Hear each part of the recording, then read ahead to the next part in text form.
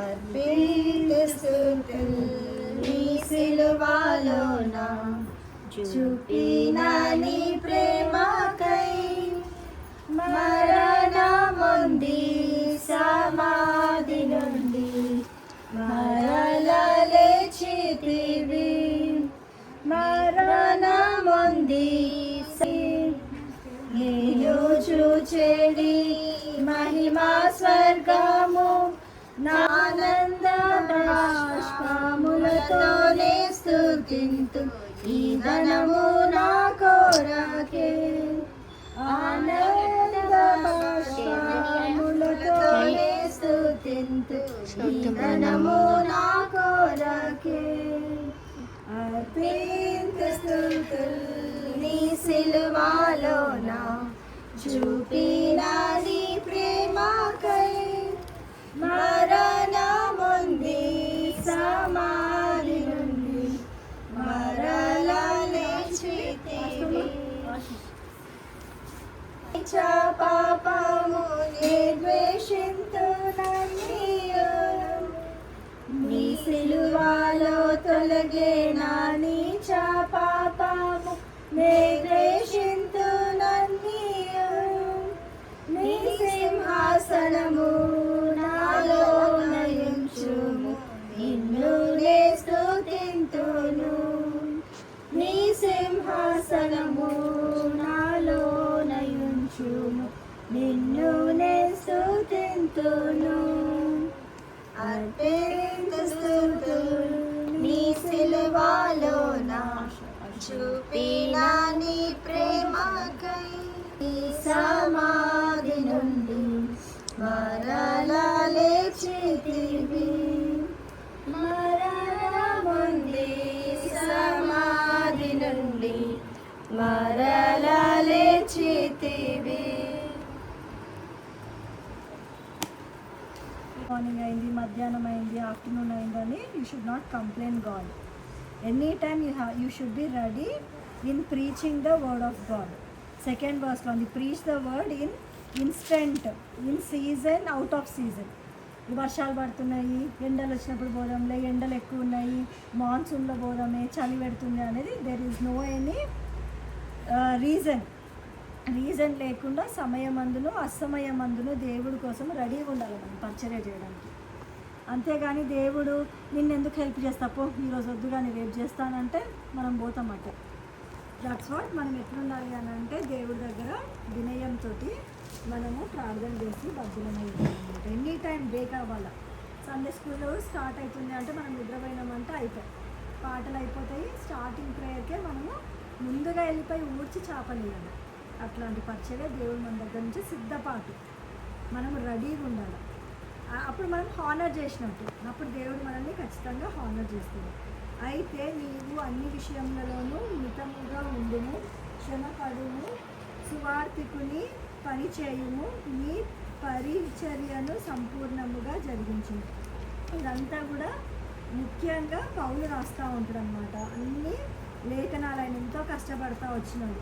ఒకరికి భారం లేకుండా, ఒకరిని అడుక్కోకుండా ఆయన మంచిగా టెంట్స్ కుట్టేసి పైసలు తీసుకొని అక్కడ ఎవరి ప్లేస్కి అయితే వెళ్తాడో వాళ్ళకి పైసలు ఇచ్చేసి నువ్వు నా కొరకు వండి పెట్టమ్మా, నేను దేవుడు పరిచర్య చేస్తాను అని చెప్పి పరిచర్య చేస్తాడు. ఊర్లు పోతాడు, ఎన్నో పత్రికలు రాస్తాడు. మోషే ఎంత ఇదిగా ఉంటాడో ఓల్డ్ టెస్టిమెంట్లో పౌలు అంత పరిచర్య చేస్తూ వచ్చినాడు న్యూ టెస్టిమెంట్లో. నేను ఇప్పుడే ఎందుకనంటే ఆయన పెద్ద స్కాలర్ మోషే, సకల విద్యలు నేర్చుకున్నాడు ఐగుప్తులో. ఇక్కడ పౌలు కూడా పెద్ద స్కాలర్ అన్నమాట. ఆయన అంత చదివి బాగా జ్ఞానం కలిగి ఉంటాడన్నమాట. వాళ్ళ గురువు పేరు కూడా రాస్తారు ఇక్కడ బైబిల్లో. అది మనం డీప్గా పోతే టైం ఉండదు మనకి. ఆయన గురువు దగ్గర అంట కొంతమంది స్టూడెంట్స్ని అపాయింట్ చేసుకుంటాడంట. ఆ కొద్ది మంది స్టూడెంట్లో పాల్ అనే అతను ఒక స్టూడెంట్ అంటే అంత గ్రేట్గా ఆయన తర్ఫీదిస్తూ వచ్చినాడు, నేర్పిస్తూ వచ్చినాడు. ఇంకా ఆయన హీబ్రూ, తర్వాత ఆయన ఏంటి రోమన్స్కి చాలా గర్వం ఉంటుంది. నేను రోమియోని అనుకుంటున్నాను. ఇప్పుడు రోమన్ క్యాథలిక్స్ అట్లా అనుకుంటుంది. లూకా మాత్రమే నా యొద్ద ఉన్నాడు, మార్కును వెంటబెట్టుకొని రమ్ము, అప్పుడు పరిచారము నిమిత్తము నాకు ప్రయోజకరమైన వాడు తూతీకును ఎఫెసునకు పంపితిని. అక్కడ అన్ని అరేంజ్మెంట్స్ చేస్తున్నాడు సంఘం. ఇప్పుడు న్యూ సంఘం ఎట్లా అవసరమో అట్లా అందరినీ అరేంజ్ చేస్తున్నాడు. హోటల్లో ఇప్పుడు ఈ బాప్ వచ్చింది, ఏంటి జాయిస్ వచ్చింది, పిల్లలు వదులుతలేరు, రా చికెన్ తీసుకొని రా, వండి పెట్టురా, రెస్ట్ చేయలేదు, పాపం పొద్దుట నుంచి షాపింగ్ చేస్తూ వచ్చింది. మనము జాగ్రత్తగా ఉండాలి మనుషులు. అక్క నీకు రెస్ట్ తీసుకో అక్క, జాగ్రత్తగా ఉండక్క అని మనము చెప్పాలి. మనము ఏంటి పొద్దుట నుంచి షాపింగ్ చేస్తూ ఉంటే ఎంత ఓపిక ఉండాలి చెప్పండి. అమ్మ వాళ్ళిద్దరే లేరుగా చెప్పండి అట్లా. కాబట్టి మనము మమ్మీకి కూడా మమ్మీ నాకు అది వండి పెట్టు, మమ్మీ నాకు ఇది వండి పెట్టు అని అనొద్దు. మమ్మీకి బిజీగా ఉంటుంది, వండి పెట్టి ఉంటుంది, మళ్ళీ నాకు స్నాక్స్ చేయలేదేంటి మమ్మీ స్నాక్స్ చేయని కూడా సతాయించదు. తర్వాత ఇక్కడ మంచి అరేంజ్మెంట్స్ చేస్తూ ఉన్నాను. నిన్ను ఇప్పుడే పానార్పణముగా పోబడుచున్నాను, నేను వెడలిపోవు కాలము సమీపమై ఉన్నది. ఇంకా మనము ఎట్లా ఉందంటే బైబిల్లో మనము నేర్చుకునేది మనం నెక్స్ట్ జనరేషన్కి పాస్ చేయాలంట. లేకపోతే ఆ నెక్స్ట్ జనరేషన్ వాళ్ళు దేవుడు ఎవరో అని అడుగుతారంట. అంటే చూసిండ్రా మనకి మన పేరెంట్స్ చెప్తారు మనం దేవుళ్ళు ఎట్లా ఉండాలా, మనం ఎట్లా బలపరచబడాలా, విశ్వాసం అంటే ఏంటిది, దేవుడితో నడక ఎట్లా నడుచుకోవాలా అనేది మనకు నేర్పిస్తారు. మనకు సండే స్కూల్స్ ఉంటాయి, యూత్ మీటింగ్లు ఉంటాయి, యూత్ క్యాంపులు ఉంటాయి, తర్వాత సిస్టర్స్ మీటింగ్ ఉంటుంది, యంగ్ గర్ల్స్ మీటింగ్ ఉంటుంది.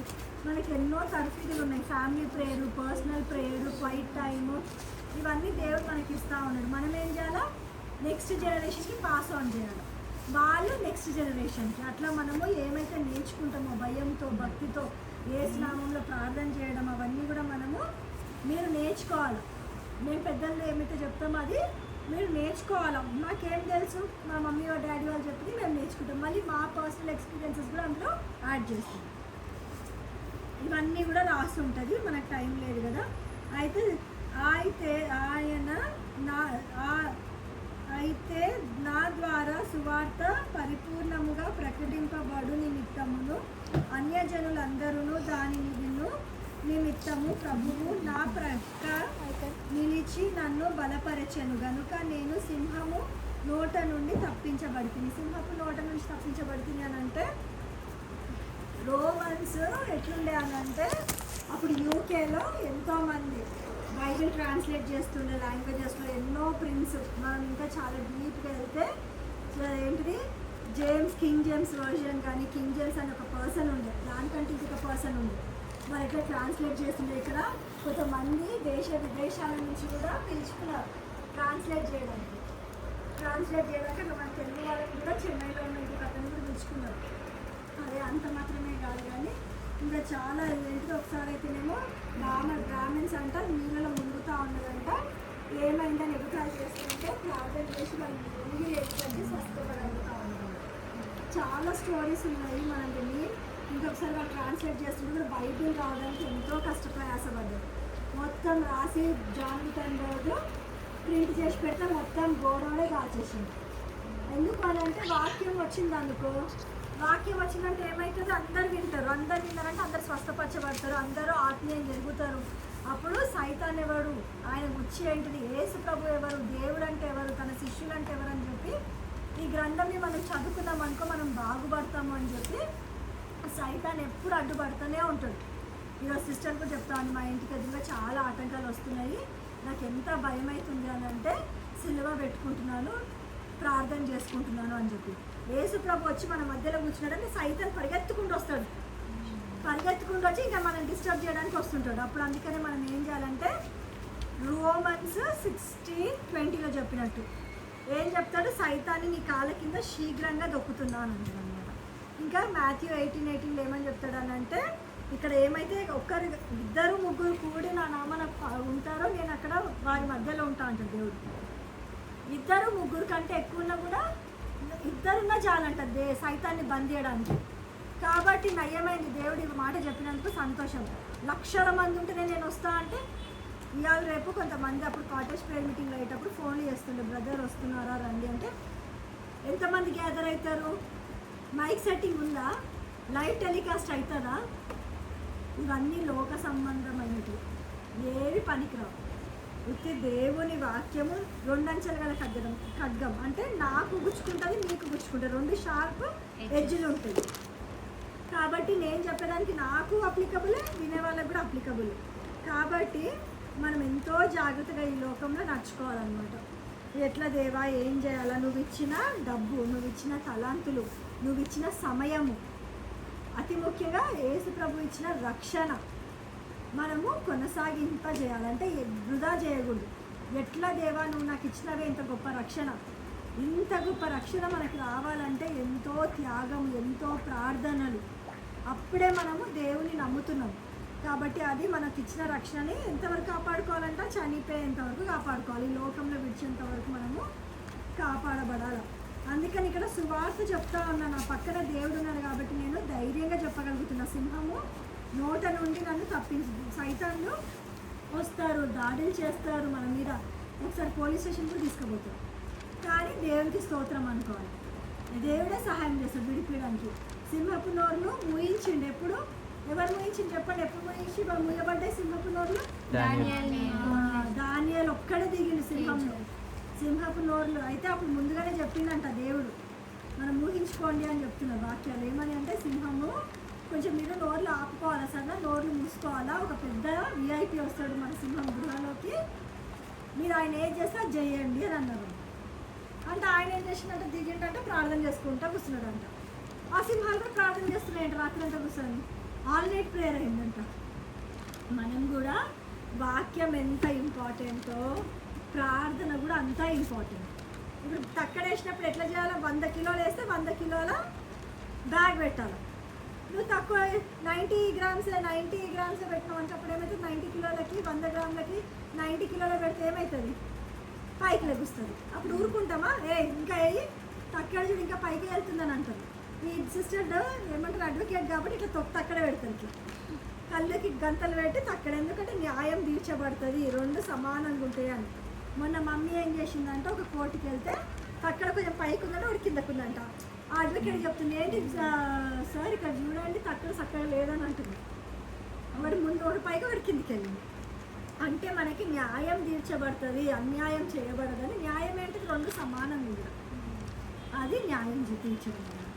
అట్లా ఇక్కడ మనకి దేవుడు ఎట్లా అని అంటే, మనకి న్యాయం తీర్చే దేవుడు. ఆ సింహాలను మూయిపించిండు కాబట్టి మనకి భయమే ఉండొద్దు. మన హృదయంలో ఎవడున్నాడు? పిరికాత్మని ఇవ్వలేదు దేవుడు, పరిశుద్ధ ఆత్మ దేవుడు, ధైర్యపు ఆత్మని. తర్వాత ఏంటి? Righteous people are like roaring lions అంట, అంటే గర్జించే సింహం వల్ల ఉంటారు వాళ్ళు. కాబట్టి మనము నీతిగా న్యాయంగా ఉండి దేవుడు మనకి సహాయం చేయను గాక. ఆయన ఏం చేసిండు? పౌలు ఆయన సిద్ధపడ్డాడు. ఆయన సముద్రంలో రాత్రంతా సముద్రంలో పడ్డాడు. తర్వాత ఐలాండ్ ఒక దగ్గరికి పోతేనేమో పాము, చంపే పాము అంట, మొత్తం పాయిజన్ పాము 2 సార్లు కాటేసిందంట. ఒకసారి అయితే ఓడ పగిలి సముద్రంలో పడిపోయిందంట. అట్లనే ఉన్నాడంట రాత్రంతా. దేవుడు తెలియదు ఆయన కష్టాలు. కానీ లాస్ట్కి ఆయన ఏం చేసిండు? నా పరుగు తుడముట్టించి తిని, నా కొరకు ఏముందంట? జీవ కిరీటం ఉందంట. మనకి దేవుడు ఏం చేసిండంటే కిరీటాలు ఇచ్చిండు. ఉత్తిగానే గిఫ్ట్లు, అవార్డులు, రివార్డులు, గిఫ్టులు అన్నీ ఉంటాయి. ఇప్పుడు మనకు కూడా ఆస్కార్ ఉంటుంది. మాకు ఆఫీస్లో ఒకసారి ఏం చేసిండ్రంటే, పర్సనాలిటీ డెవలప్మెంట్ అప్పుడు మీకు మీ కోరిక ఏంటి అని అడిగింది. అందరూ నాకు ఇది కావాలి, ఇది కావాలి, ఇది కావాలి, నాకైతే ఆస్కార్ కావాలన్నాను. అది ఎవరికి ఇయ్యరు కదా, ఆస్కార్ కావాలి. నాకు ఇంకా ఏంది? నోబెల్ ప్రైజ్ కావాలన్నాను. నోబెల్ ప్రైజ్ అన్నిటికంటే ఎక్కువ. నోబెల్ ప్రైజ్ ఎవరికైనా ఇస్తుందా? ఎంతో సైంటిస్టులు ఎంతో కనుక్కుంటేగా నోబెల్ ప్రైజ్. ఆయన షాక్ అయ్యింది, ఇంకేం చెప్పాలి అర్థగట్టు మూసుకొని ఉంది. మనము చెప్పే మాటలు కూడా ఎంతో, అసలు ఒక అక్కనేమో ఏం చేసింది? పట్టుకున్నారు అందరు, చుట్టూ ముట్టించిండ్రు, ఫోన్ చేసింది అక్క అని అంటే, దేవుడు ఆ టైంలో మనకి, ఆ సమయంలో దేవుడు మనకి మాటిస్తాడు. ఒకటే మాట్లాడి, స్పీకర్ ఆన్ చేయవే, పోలీస్కి ఫోన్ చేయవే, వస్తారే అని. వెళ్ళిపోయారు అని. భయపోయారంటే ఒక పెద్ద ప్రాసెస్ జరిగింది కనుక పోలీస్ ఆన్ చేసి పోలీస్ కంప్లైంట్ అని అన్నది. అర్థమవుతుందా? ఆ టైంలో ఆ వర్డ్ చాలా ఇంపార్టెంట్ అవుతుంది వాళ్ళకి. అట్లా మనకి ఆ క్షణంలో నేను నీకు ఆలోచన చెప్పేదను అని అంటాడు దేవుడు. కాబట్టి మనం ఎప్పుడు ప్రార్థన చేయాలి. Thank you Jesus for the new day. Thank you. ఎవరు బ్రతకరు ఈ దినము, ఈ క్షణం. ఎంతోమంది కరోనాలో చచ్చిపోయినారు, ఎంతోమంది యాక్సిడెంట్లు అయినారు. కానీ దేవా, నువ్వు నాకు ఈ జీవితం ఇచ్చినావు, నాకు రక్షణని ఇచ్చినావు, సంఘాన్ని ఇచ్చినావు, సహవాసాన్ని ఇచ్చినావు. మరి నేను ఏం చేయాలా? నువ్వు నాతో మాట్లాడయా, నన్ను ఖాళీపరచు, నీ వాక్యంతో నింపు. నువ్వు నాతో మాట్లాడు, నువ్వు వాగ్దానం ఇస్తేనే నేను వెళ్తాను అని చెప్పి మనము, యాకోబు ఏమైంది, ఇజ్రాయేల్ అయింది. అట్లా మనం కూడా ఆశీర్వాదకరంగా ఉండేటట్లు దేవుడు మన ఈ కొద్ది వాక్యము దీవించిన దాకా. అందరికీ అన్ని తెలుసు, మనం నేర్చుకుంటూ ఉంటాం. దేవుడు మాట్లాడినప్పుడల్లా నూతనంగా మాట్లాడుతూ ఉంటాం. మరి ప్రభా, ఈరోజు ప్రభా భౌతికంగా మీ ఆలయానికి నేను దర్శించలేకపోయాను ప్రభా. మరి రియల్ టైంలో ప్రభా మరి నేను ఈ గృహాన్ని ప్రభా మరి పిల్లలతో గడిపి ప్రభా మరి నీ సన్నిధిలో పాల్గొంటున్నందుకు నేను ఎంతో వందనాలు చెల్లిస్తున్నాను తండ్రి. ఏసయ్య మరి నీ కృపని బట్టి ప్రభా నేను ఎంతో వందనాలు చెల్లిస్తున్నాను ప్రభా.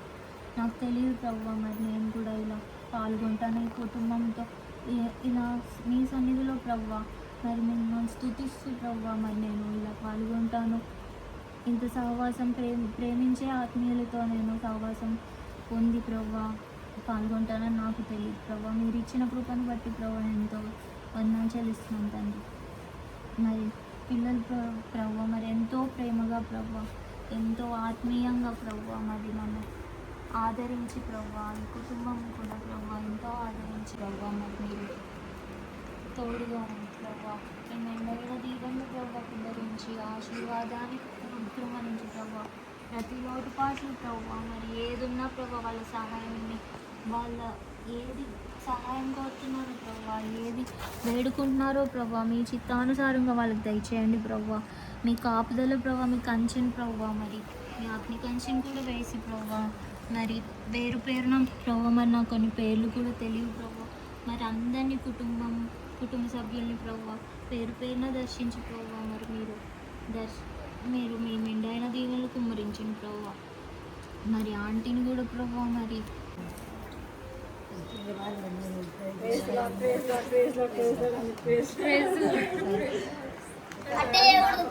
సమయమందును అసమయమందును ప్రయాసపడుము, సంపూర్ణమైన దీర్ఘశాంతముతో ఉపదేశించుచు ఖండించును గద్దించును బుద్ధి చెప్పును.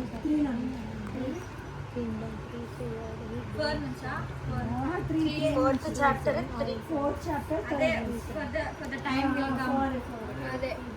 For the time will come when they will not endure sound doctrine, but after their own lusts shall they heap to themselves teachers having itching ears. And they shall turn away their ears from the truth, and shall be turned away unto fables. But watch thou in all things, and endure afflictions, do the work of the evangelist, make full proof of thy ministry. నేను ఇప్పుడే పానార్పణముగా పోయబడుచున్నాను, నేను వెడలిపోవు కాలము సమీపమై ఉన్నది. I have fought a good fight. I have finished my course. I have kept the faith. henceforth there is laid up for me a crown of righteousness, which the Lord, the righteous judge, shall give me at that day, and not to me only, but unto all them also that love his appearing. నా యొద్దకు త్వరగా వచ్చుటకు ప్రయత్నము చేయుము. చాలు. దేమ వ్యూహలోకమును స్నేహించి నన్ను విడిచి తెసలోనికకు వెళ్ళెను. క్రేస్కా గలతీయుకును తీతు దల్మాతీయుకును వెళ్ళిరి. 11 better. Only Luke is with me. Take Mark and bring him with thee, for he is profitable to me for the ministry. And Tychicus have I sent to Ephesus. The cloak that I have left as at Troas with Carpus, when thou comest, bring with thee, and the books, but especially the parchments. 14. అలెగ్జంద్రు అను కంచరివాడు నాకు చాలా కీడు చేసెను. అతని క్రియల చొప్పున ప్రభు అతనికి ప్రతిఫలం ఇచ్చును. Of whom be thou aware also, for he hath greatly withstood our words.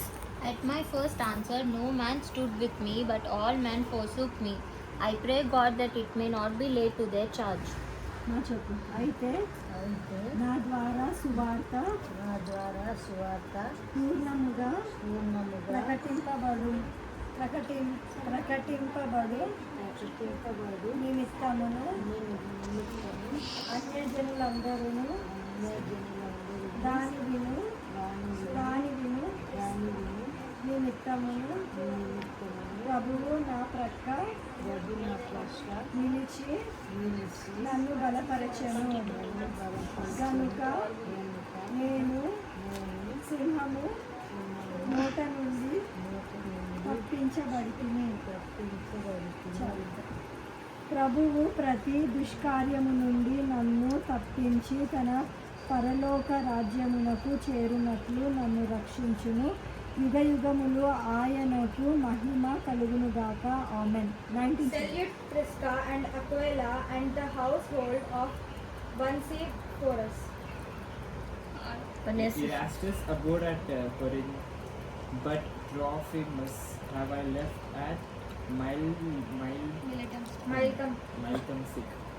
Do thy diligence to come before winter.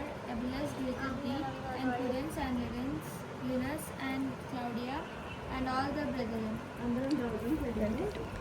The Lord Jesus Christ be with the Spirit. Grace be with you. Amen. Oh wow. Basmati rice, Oh wow. fish fry, Oh wow. and chapati. Oh wow. తినడానికి plates. మీ ముగ్గురే తింటారా? ముగ్గురు కోతులు. Praise the Lord. How is your experience? Very nice and happy and joyful. Okay, so let's see our dishes.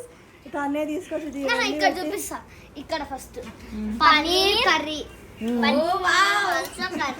ఇది paneer butter masala, chicken fry, normal rice, Sona Masoori rice, fish fry, chapati. Okay, నవ్వు eat.